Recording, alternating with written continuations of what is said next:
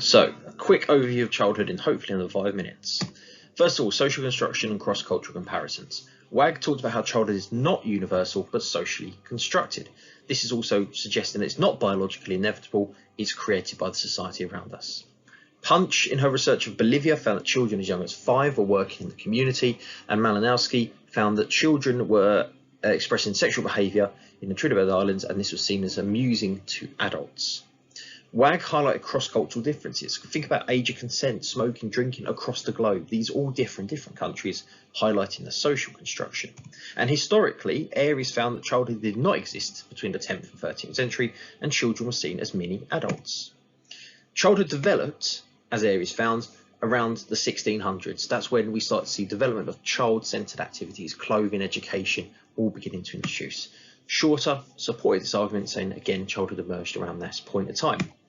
And then lastly, industrialization saw a big shift in childhood. Children moved from economic assets to economic burdens as they were removed from the workplace. This is also linked to the development of the housewife role. When it comes to the modern Western notion of childhood, this is sort of seen from the 1900s onwards, and children and childhood were seen as a special time of life who were immature and needed protection. Pilcher talks about how the modern childhood is seen as separate to adult life, and this is all linked with the introduction of new laws such as consent education, products and services specifically for children, and lifestyles and activities for children. And this is what Pilcher referred to as the golden age of childhood. What we also see is that the notion of children being innocent, vulnerable and needing protection also being reinforced. Now, childhood has improved. These arguments suggest childhood has got better. So we see more legal protection for children, such as policies like Every Child Matters. Children have more rights and are more aware or informed of their rights. So this has empowered children to protect their interests.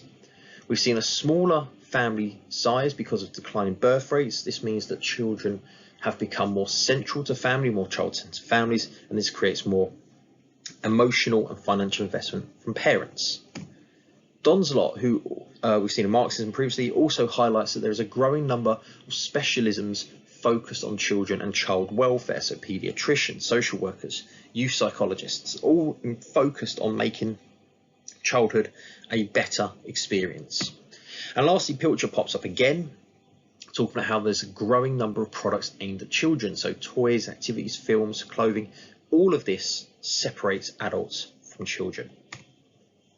Now, the childhood has not improved arguments. These come from conflict theories, and it's a conflict view. It highlights the inequality between children. So Brannan highlights ethnic inequalities. So children from different ethnicities have a different experience of childhood. So I think Brannan highlights that Asian children or children from Asian backgrounds have a greater sense of pressure put on their parents to achieve in education, whereas other family types and different ethnicities do not experience this. Howard talks about class inequalities, so this is linked to material deprivation and experiencing differences in opportunities and life experiences.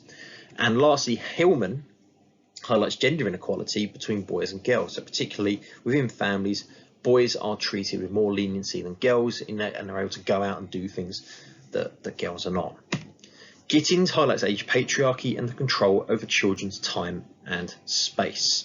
And this is also linked with issues like neglect and abuse. So in 2019, there were 52,500 children on the Child Protection Register. Palmer talks about toxic childhood, and linked to this is the growth of childhood obesity. So these are all arguments that say childhood has not improved. And then last but not least, we have the future of childhood. Where is it going? So Pilcher, again, talks about how childhood is still the golden age of happiness. So there's still this separation between adults and children. Postman highlights that there is a bit of a blurring here. Childhood is disappearing.